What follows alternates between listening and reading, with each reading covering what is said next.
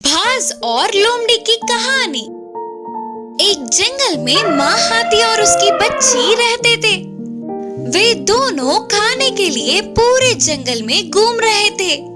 एक दिन उनके ऐसे घूमते हुए नन्ही हाथी पर एक बड़ी सी डाल टूट के गिरने पर वो वहीं मर गई। उसके इकलौते बच्चे को मर जाने पर माँ हाथी रोने लगी। वह रोती रही और वह ऐसे अपनी बच्ची को छोड़कर नहीं जा पा रही थी। ये सब एक बाज पेड़ से देख रहा था।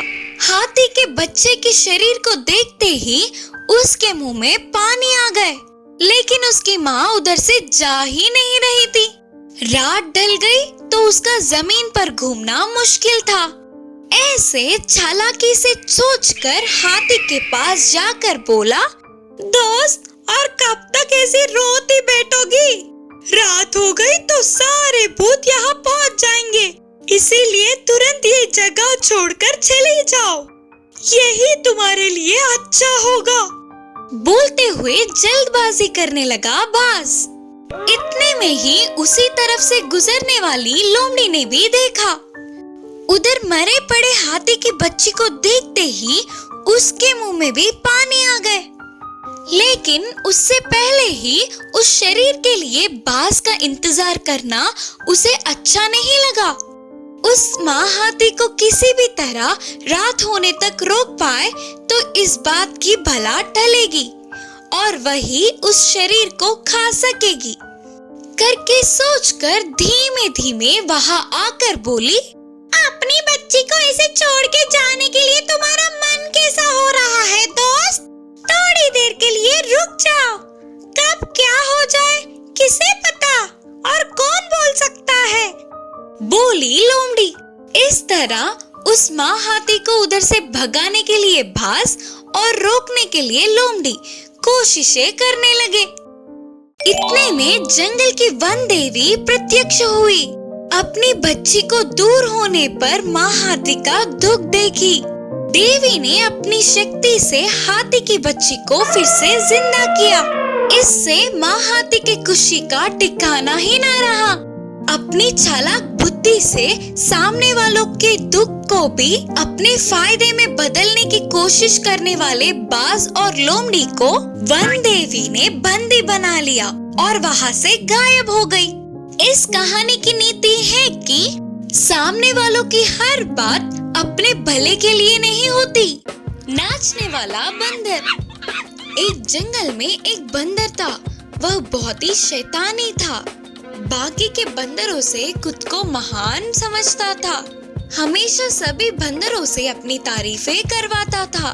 वह उन सब से महान था ना, तो कभी कभी भीड़ से दूर जंगल में अकेले घूमता था।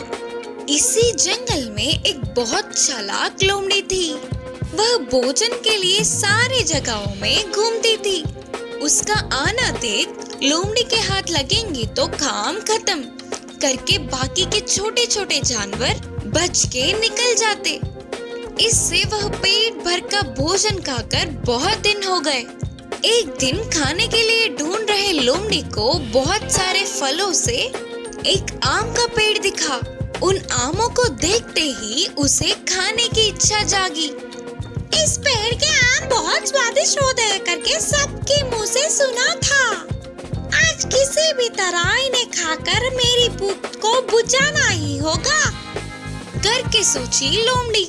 लेकिन आम इतने ऊंचाई में थे कि उसको नहीं मिले। फिर भी उछल उछल कर उन आमों को लेने की कोशिश की। कितना उछलने पर भी फल नहीं मिल रहे थे, लेकिन ऐसे स्वादिष्ट एक काम को तो खाना ही है करके दृढ़ निश्चय किया। ऐसे बार बार कोशिश करती रही। इस लोमड़ी को देख पेड़ पर बैठा शैतान बंदर गिर गिर के हंस पड़ा। उस बंदर को देखते ही लोमड़ी को एक चाल सूझी। ओ मेरे सुंदर सा प्यारा सा बंदर दोस्त, तुम्हें ना देखने वाले इन हाथी किस बात की, और तुम्हारी तारीफें ना करे तो ये मुंह किस काम का। बोलते हुए शुरू किया। पहले से ही तारीफों से फूलने वाला बंदर लोमड़ी की बातों से और उबर गया। तुम्हारे चलने चलने से ही मोर नाचना सीखेगी। तुम चलने से अच्छा उस पेड़ पे नाचोगे तो उसकी सुंदरता एक अलग ही बात होगी। मुझे तुम्हें पेड़ पर नाचते हुए देखना है। करके लोमड़ी के बोलते ही वह बंदर खुशी से उस पेड़ पे इधर उधर उछलने लगा। इससे बहुत सारे आम नीचे गिरे। लोमड़ी की खुशी का ठिकाना ही न रहा। उन सारे फलों को टोकरी में डालकर बोली, अरे ओ टेढ़ी बंदर, तेरी पागल को देख नहीं पा रहे हैं, बस कर अभी। बोलते हुए और 4 बातें सुनाकर उस फलों के टोकरी को लेकर उधर से झट से भाग गई लोमड़ी। अचानक घटित इस घटने से शैतान बंदर चौंक गया। इस कहानी की शिक्षा है कि तारीफों से उबरना नहीं। लोमड़ी का ढोंग और होशियार बंदर की कहानी। एक जंगल में एक ढोंगी लोमड़ी थी। वह छोटे छोटे जानवरों को देखते ही उन्हें मार के खा जाती थी। इससे जंगल के जानवर आहार के लिए बाहर आने के लिए डरने लगे। कब कहां से आके ऊपर पड़ जाए करके कांप रहे थे। उसी जंगल में एक बंदर था। वह बंदर बहुत ही शैतान और होशियार था। सबको धोखा देने वाली उस लोमड़ी को किसी भी तरह एक अच्छी पाठ पढ़ाकर जंगल के जानवरों को उससे बचाने का ठान लिया। ऐसे एक दिन बंदर लोमड़ी के पास जाकर बोला, लोमड़ी मामू, क्या तूने कभी घोड़े का मांस खाया है? उसके उतना स्वादिष्ट कुछ नहीं होता रे मामू। पता है, ऐसे जंगल के सभी जानवर गपशप कर रहे थे। उन बातों को सुनते ही लोमड़ी के मुंह में पानी आ गए और बोली, हाँ सही है रे, मैंने भी सुना था, लेकिन घोड़े को पकड़ना उतना आसान नहीं है ना।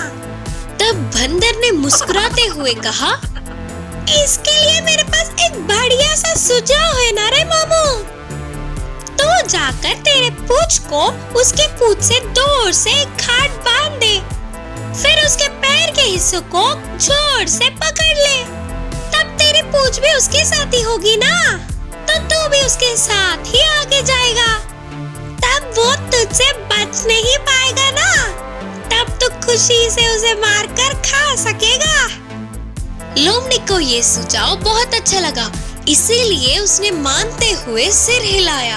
अरे मामा सुन तो, उस बरगद के पेड़ के नीचे ही घोड़ा सोया है। चुपके से जाकर उसके जागने से पहले बिना किसी आवाज के, जैसे मैंने कहा था वैसे करता जा। लोमड़ी ठीक है बोलकर दबे पांव चल के जाकर उसके और घोड़े के पूंछ को बांध लिया। फिर अचानक घोड़े के पैर के हिस्से पर काटा, तो बस वह घोड़ा दर्द से जाग उठा और झटके देते हुए आगे बढ़ने लगा। उसके रफ्तार से लोमड़ी फिसल गई। फिर घोड़ा बिना रुके उसे पत्थरों पे घसीटता हुआ तेजी से भागने लगा। इससे उस लोमड़ी को बहुत चोट लगी और इस तरह जंगल को उससे पीछा छुटा।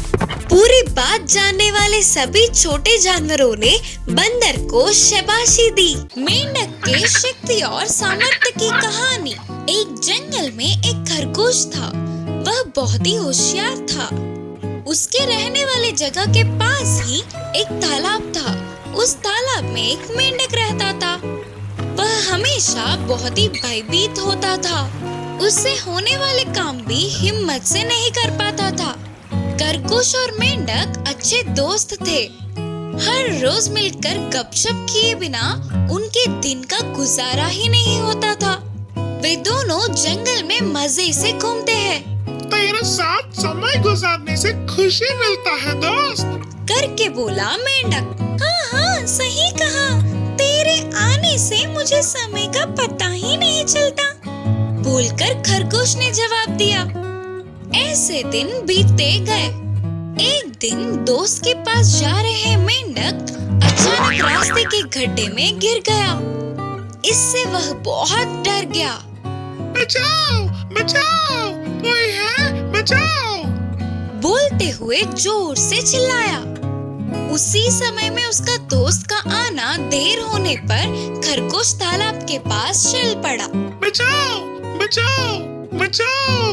रास्ते के बीच उन आवाजों को सुनकर गड्ढे के पास जाकर देखी तो खरगोश को उस गड्ढे के अंदर गिरा हुआ मेंढक दिखा। वह ऊपर की तरफ उछल तो रहा था पर गड्ढे से बाहर नहीं निकल पा रहा था। दोस्त, अच्छे से कोशिश करना बाहर निकलने के लिए। मेंढक पूरी तरह से कोशिश किए बिना ही अरे रे, अब मुझसे नहीं होगा, अब मुझे भगवान ही बचा सकते हैं बोलते हुए दुखी हुआ। अपने दोस्त को बाहर आ पाने जितनी शक्ति है करके खरगोश समझ गई, लेकिन मेंढक को अपनी शक्ति और सामर्थ्यों का पता न होने पर वह जोर से रोने लगा। तुरंत खरगोश ने होशियारी से एक रस्सी के टुकड़े को गड्ढे में फेंका। उधर देखो, सांप आया, सांप गड्ढे में, तुझे खा जाएगा करके जोर से चिल्लाया। उस समय वह सांप है या रस्सी देखे बिना ही मेंढक बाप रे बाप, सांप बोलकर चिल्लाते हुए एक छलांग मारकर ऊपर आ गया। दोस्त, तुझे तेरी शक्ति का पता ना होने से बाहर नहीं निकल पाया। सच्चाई ये है कि वह सांप नहीं था बल्कि रस्सी थी, देखना बोलते हुए खरगोश ने गड्ढे में दिखाया। अपनी शक्ति सामर्थ्यों को समझने वाला मेंढक बिना डरे हंसने लगा। तब से जहाँ भी मौका मिले वहाँ अपनी शक्ति सामर्थ्यों का प्रयोग करने लगा मेंढक। इस कहानी की शिक्षा है कि कभी भी हमारे शक्ति सामर्थ्यों को कम नहीं समझना चाहिए।